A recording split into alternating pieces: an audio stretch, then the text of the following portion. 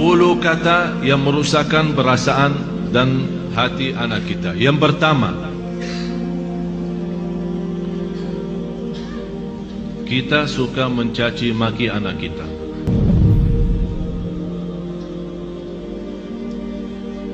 Ini sebuah bahaya, apalagi kalau kita lagi emosi.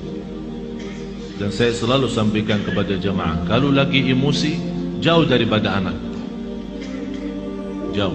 Jangan jadikan anak korban. Saya tidak enak membawa ucapannya karena kita di dalam masjid, tapi ada banyak yang saya heran mengucapkan kata-kata yang saya malu sampaikan. Sama siapa? Sama anaknya sendiri. Kalau sama orang lain kita malu mengucapkan, apalagi sama anak kita.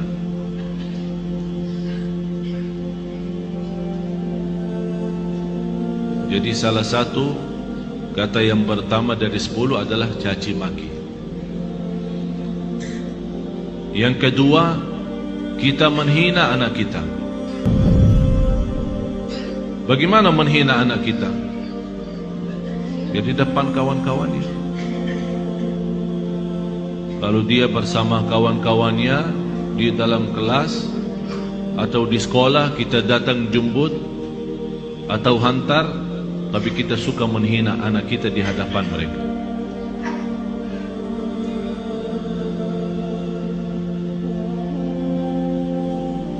Malah ada yang pernah berkata, saking menghina anaknya, saya heran bagaimana bisa punya anak seperti kamu. Apalagi di depan orang, di depan kawan-kawannya. Bisa di saat itu anak kita tidak nangis, tapi sudah mati rasa. Sudah mati rasa. Akhirnya menjadi hati kecil. Susah kita bina untuk menjadi anak salih salihah karena kita sudah hancur duluan. Sudah kita hancurkan duluan. Itu yang saya selalu sampaikan. Itulah namanya durhaka orang tua kepada anak sebelum anak durhaka kepada orang tua. Atau kalau dia punya saudara banyak, jangan menghina. Kalau ada sebuah berlaku yang tidak bisa kita terima, kita bisa nasihati dengan cara yang baik, bukan di depan orang. Karena itu namanya nasihah, bukan fadihah. Nasihah adalah mengingatkan dengan cara yang baik, tapi fadihah membukakan aibnya di hadapan orang. Alasannya, niat saya menasihatin.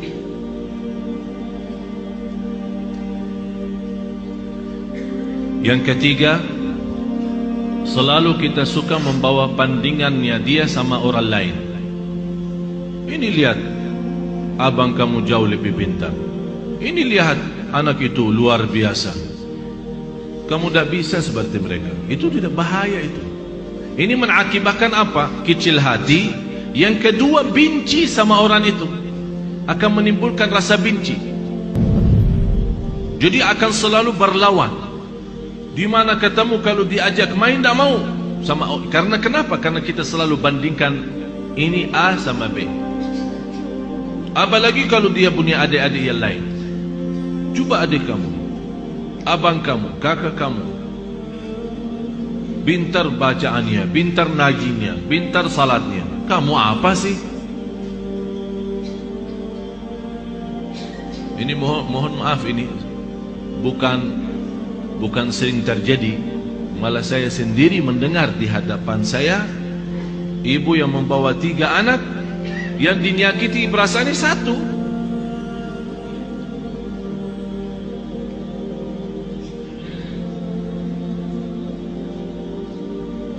Bahaya lidah itu, bahaya. Jadi jangan kita membandingkan anak sama orang lain. Mohon maaf, kita yang dewasa aja, kalau ada orang membandingkan kita sama orang lain, kita tersinggung. Apalagi anak kita. Kita ada yang dewasa yang sudah faham, mengerti bisa mengerti maksudnya orang, bisa mengerti tujuannya orang, kita bisa tersinggung, apalagi anak kita. Yang keempat, cinta dengan syarat. Aku cinta kamu, tapi syaratnya begini. Jadi seolah-olah kita tunjukkan kepada anak kita, kalau ibu tidak sayang begini aja, ikhlas tidak sayang, tidak cinta ikhlas. Tapi cinta kalau kamu salat. Aku cinta kalau kamu ngaji. Aku cinta kalau kamu diam. Aku cinta kalau kamu tidak nonton TV. Berarti itu namanya cinta dan syarat-syaratnya. Kalau mau cinta ya cinta, tidak usah pakai syarat. Tidak usah pakai syarat-syaratan. Ini anak kita. Mau cinta ya cinta. Cinta yang normal, kasih sayang, yang wajar dan yang wajib bagi kita sebagai orang tua, memberikan kasih sayang dan rasa cinta kepada anak kita. Kalau kita yang tidak menunjukkan rasa cinta kepada anak kita, dia akan lama-lama melarikan diri kepada orang lain. Memang mohon maaf Bapak Ibu, bisa anak kita karena dia kecil tidak mengerti menyampaikan perasaannya, tapi dia mampu menyampaikan perasaannya dari hal berlakunya. Begitu dia melihat seorang yang memberikan perhatian dan kasih sayang, biarpun orang itu bukan keluarganya, orang jauh, begitu dia ketemu orangnya, dia malah lari, belum orang itu. Sepertinya kehilangan rasa sayang di rumahnya. Dan banyak saya perhatiin anak-anak yang datang kepada saya begitu melihat anaknya sambil peluk dan cium saya bilang dalam hati saya, kasihan, kehilangan rasa cinta dan sayang dalam rumahnya. Yang kelima, kita menyampaikan kepada anak kita info-info atau informasi yang salah. Maksudnya apa informasi yang salah? Laki-laki tidak boleh nangis. Siapa yang bilang? Bapak-bapak nangis enggak? Nangis kan? Berarti salah kita berkata sama anak kita, kalau laki-laki tidak boleh nangis. Siapa yang bilang? Biarin dia nangis. Kalau dia nangis, ayo nangis lagi sayang. Bukan laki-laki tidak boleh nangis. Itu membuat apa? Mengakibatkan sakit jiwa. Karena setiap dia mau nangis, dia bertahan. Alasannya informasi yang salah, laki-laki tidak boleh nangis. Akhirnya dia tahan-tahan, menjadi beban, lama-lama sakit jiwa. Betul, ini betul. Jangan dianggap, tidak terlalu. Terlalu.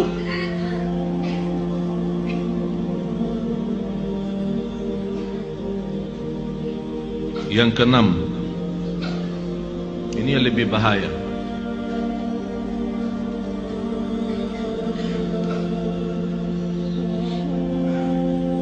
Kita selalu memberikan ancaman. Ayo makan habisin. Kalau tidak datang hantu.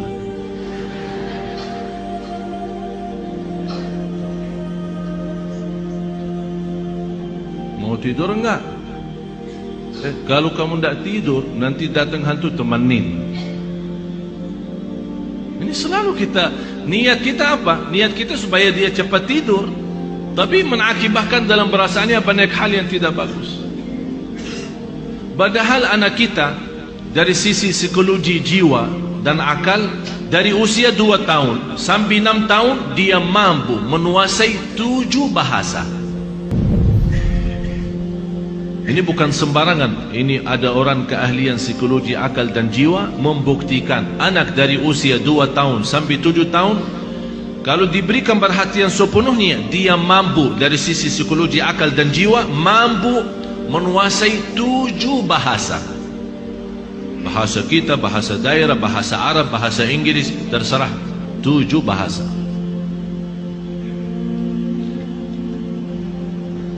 Tapi kenapa kita sia-siakan kesempatan ini yang masih luar biasa?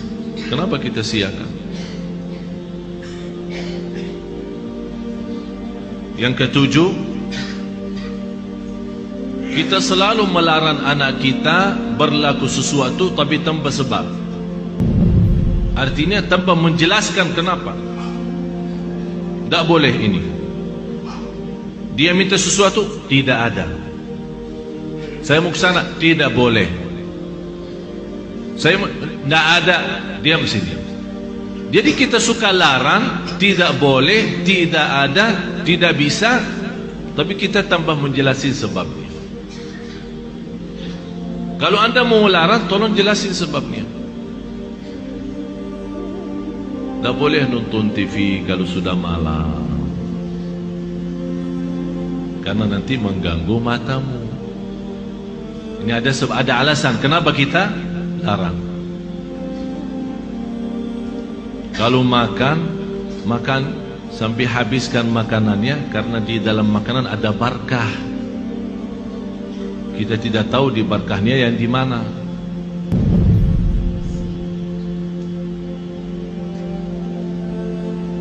Jangan nonton TV. Ayo sana. Tidur. Ibunya megang remote. Teng, teng, teng.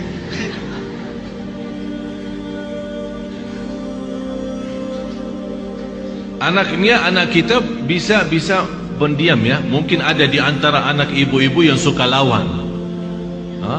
Tapi ada yang diam sudah masuk ke kamarnya. Tapi Allah Maha tahu perasaannya apa di saat itu. Dilarang nonton TV, malah ibunya enak-enak nonton TV.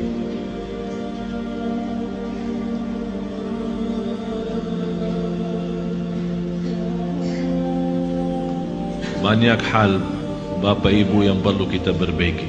Banyak. Kalau kita memang ingin bukan hanya doa mengharapkan anak saleh salihah, tapi ada contoh baik, ucapan yang baik. Yang ke-8,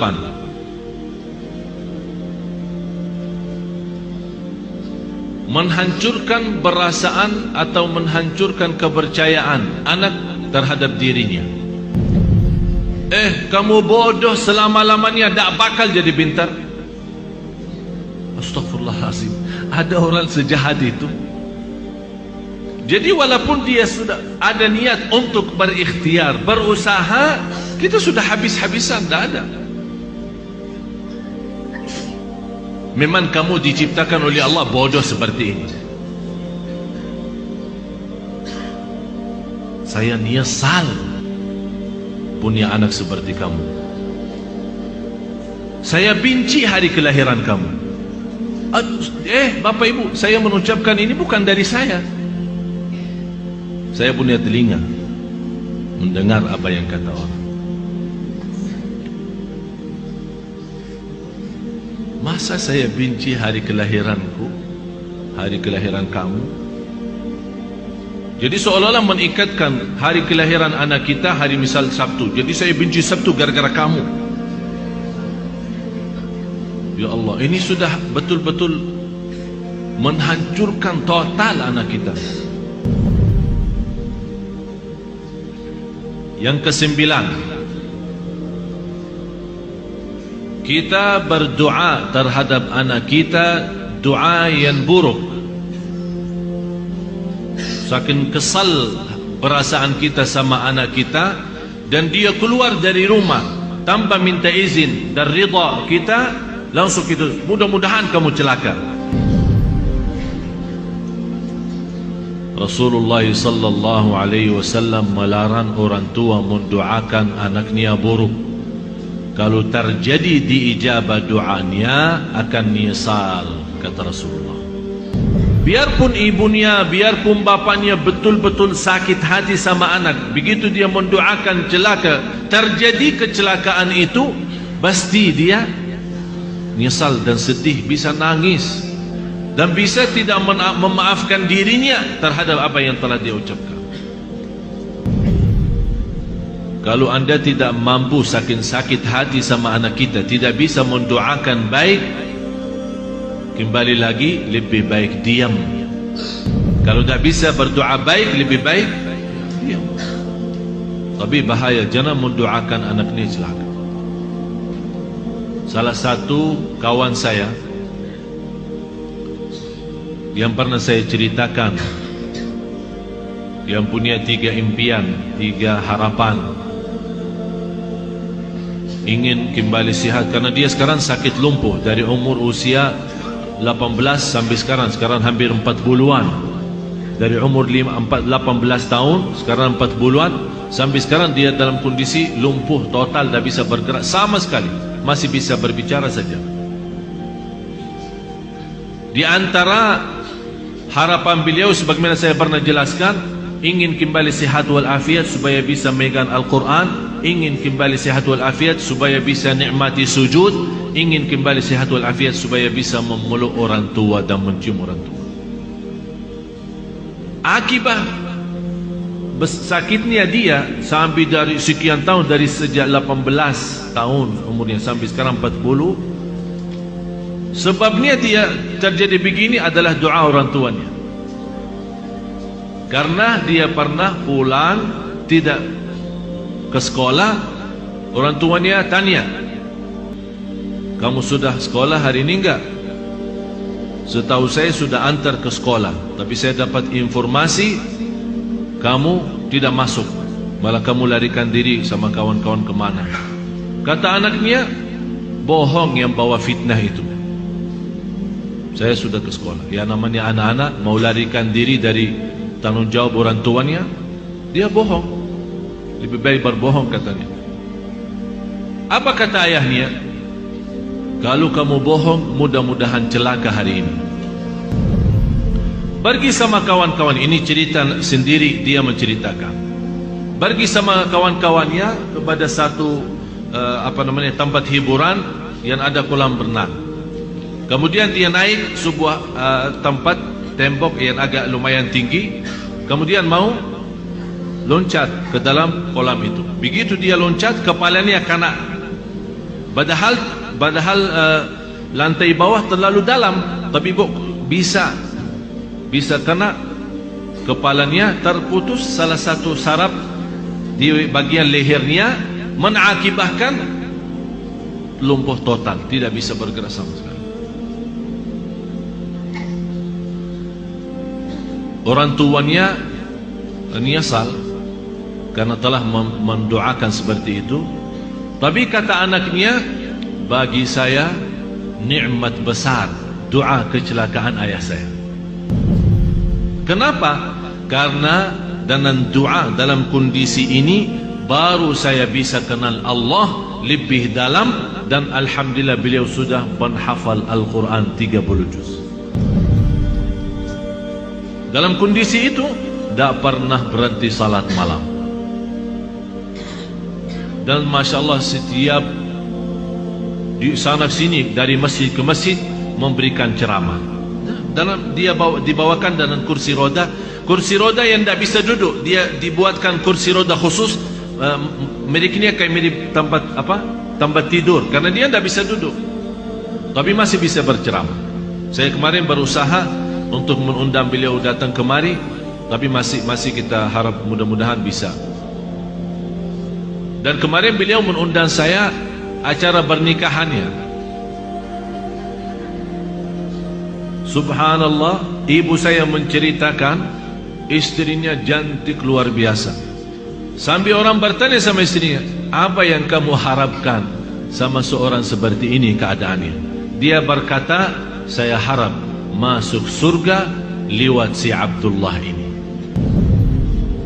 Jadi saya tidak harap apa-apa, tapi saya harap bantu dia seikhlas-ikhlasnya. Saya yang akan bersihkan, saya yang akan rapikan, saya akan bagi bajunya sama semua, karena saya harap lewat dia masuk.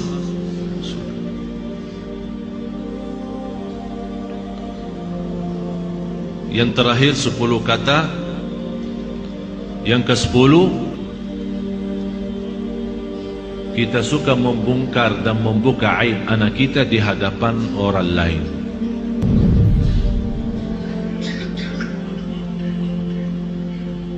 Ini anakku dah ada malunya, kalau tidur suka kencing di atas tempat tidurnya, suka buang air di tempat tidur. Capek aku setiap hari bersihin tempat tidurnya karena bekas kencingnya. Ini kan dicerita sama kawan-kawannya di sekolah. Apa yang akan terjadi? Kawan-kawannya apa? Senang atau gimana? Kesempatan kan? Setiap dia datang,